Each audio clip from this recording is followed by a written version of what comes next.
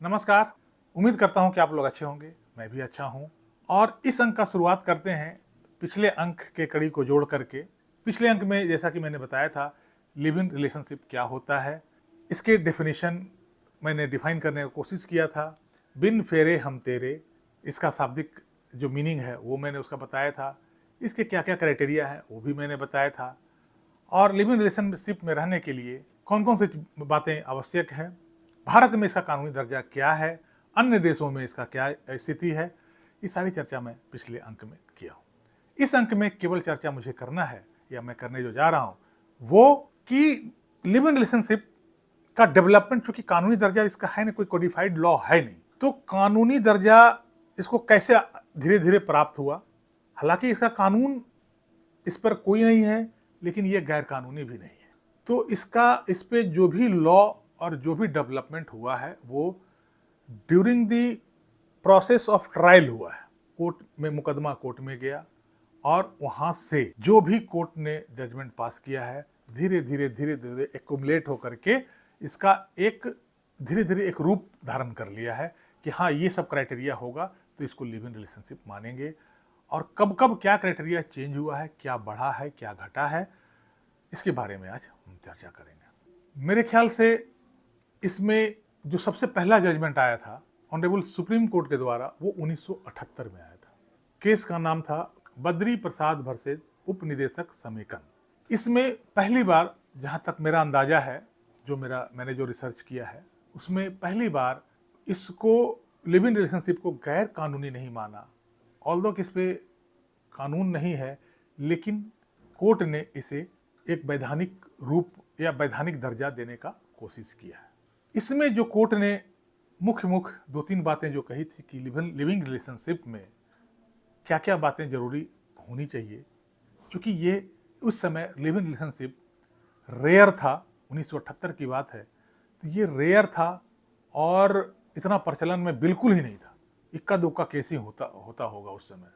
इसमें जो मुख्य रूप से ऑनरेबल सुप्रीम कोर्ट ने कहा था कि लिव इन रिलेशनशिप गैर कानूनी नहीं है, लेकिन शर्तें इस पे है कि इसमें लड़का और लड़की बालिग होना चाहिए, इसमें दोनों की सहमति अति आवश्यक है। रिलेशनशिप होगा वो बिना किसी दबाव और डर के होगा, दोनों मानसिक रूप से स्वस्थ भी होना चाहिए। तो उस समय मेरे ख्याल ये पहला जजमेंट ही होगा, सुप्रीम कोर्ट ने ये क्राइटेरिया लगाया। यदि ऐसा ये क्राइटेरिया फुलफिल करता है कोई कपल लिव इन में रहने वाला, तो उसको लिव इन माना जाएगा। इसके बाद 2006 में एक जजमेंट आया, ये भी ऑनरेबल सुप्रीम कोर्ट का जजमेंट था, लता Singh versus state of Uttar Pradesh. चूंकि अभी तक उस समय तक लिव इन अदालत में यही चर्चा चलते रहती थी कि लिव इन कानूनी है या गैर कानूनी। इसका कोई कानून नहीं हमारे पास, तो इसको कानून में के अंदर रखें या इसको अपराध के दर्जा में हम डाल दें। इस केस में भी ऑनरेबल सुप्रीम कोर्ट ने कहा कि यदि विपरीत लिंग के दो व्यक्ति एक साथ रहते हैं आपसी सहमति के साथ, बिना किसी प्रेशर के, और बालिग हैं दोनों, तो इसे कानूनी दर्जा मिलना चाहिए और ये कहीं से भी गैर कानूनी नहीं है। इसके बाद लिव इन रिलेशनशिप का जो मामला है वो और धीरे धीरे समाज में बढ़ने लगा। पहले कुछ लोग रहते थे लिव इन में, अब धीरे धीरे संख्या इनकी बढ़ने लगी।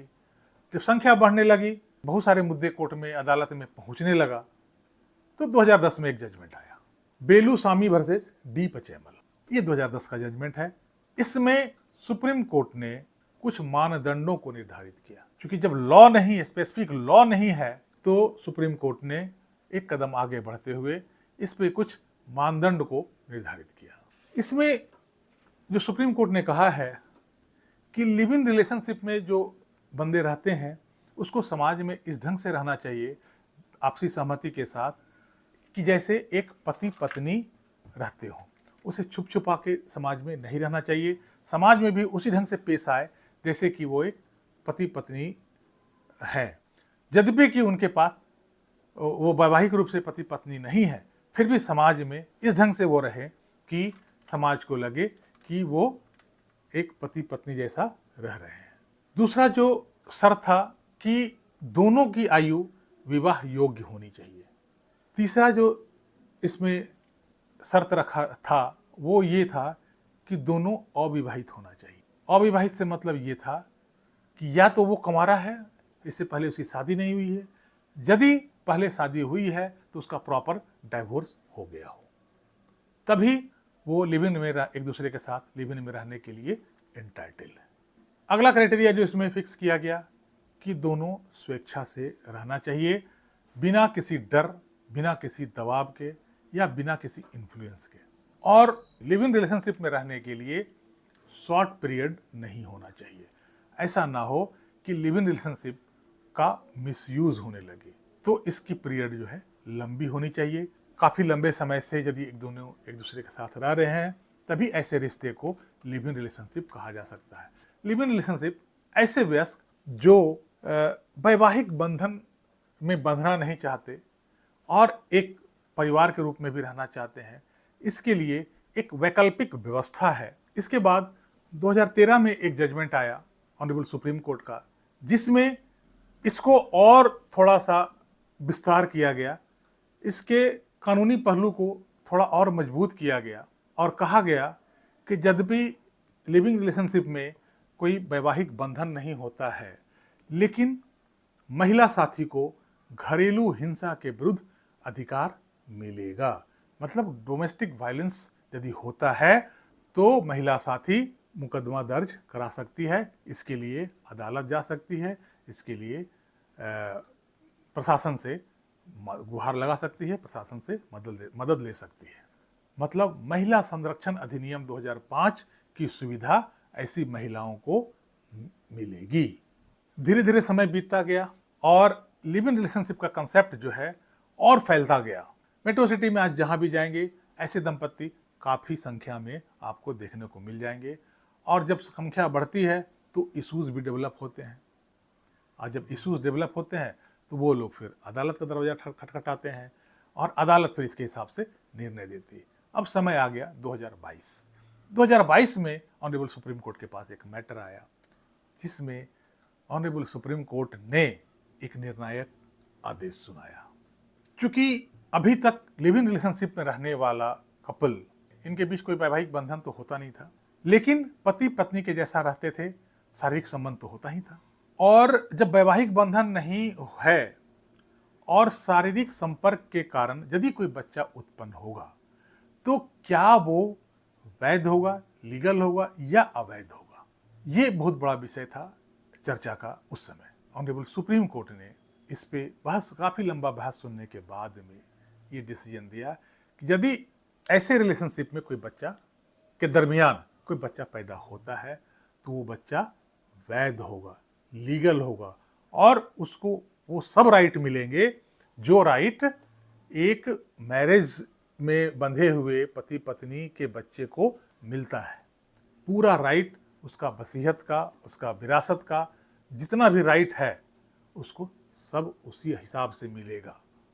समाज के लिए एक नया डेवलपमेंट है। आज के समाज के लोग पर्सनल फ्रीडम को ज़्यादा प्रेफर करते हैं। लोग नहीं चाहते कि हम वैवाहिक बंधन में बंधें। इसका निगेटिव पक्ष भी है जिसको नकारा नहीं जा सकता है।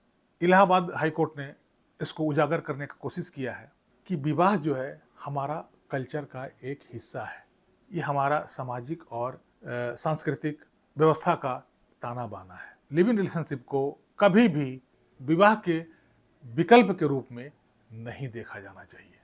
इससे हमारे समाज की क्षति होने की बहुत संभावना है। इस पर टिप्पणी करते हुए इलाहाबाद हाई कोर्ट ने शादी की महत्ता को समझाया है और इसमें स्पष्ट कहा है कि जानवरों की तरह हर मौसम में पार्टनर बदलने का चलन किसी सभ्य समाज का निशानी कभी नहीं हो सकता। यह कोई स्वस्थ समाज का लक्षण नहीं है। दूसरी बात, शादी में जो सुरक्षा, सामाजिक स्थायित्व और जो स्वीकृति मिलती है वो लिव इन रिलेशनशिप में कभी नहीं मिल सकती।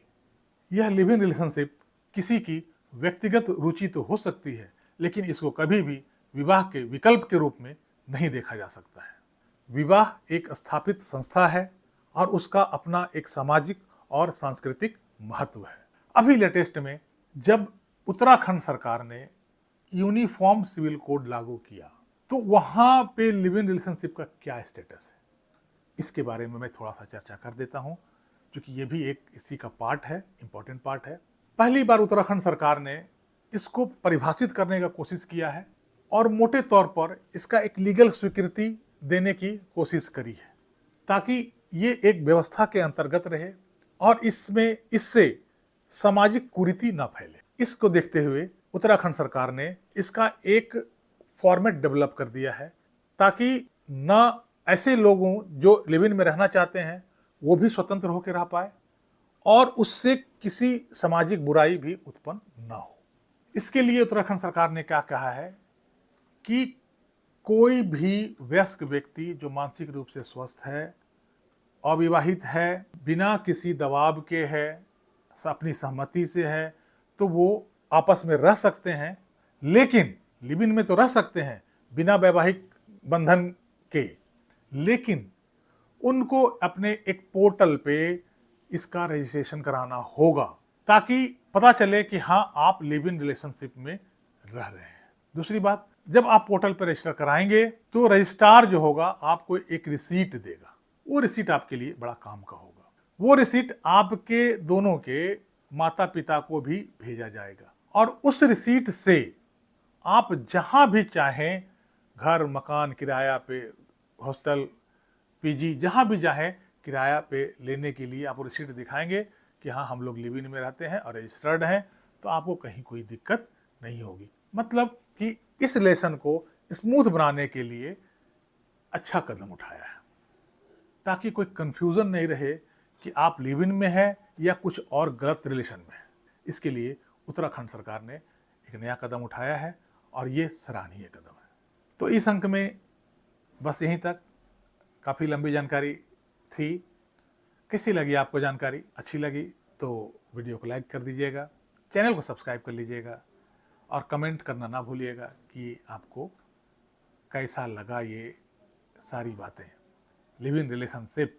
मिलते हैं अगले अंक में, तब तक के लिए जय हिंद, जय भारत।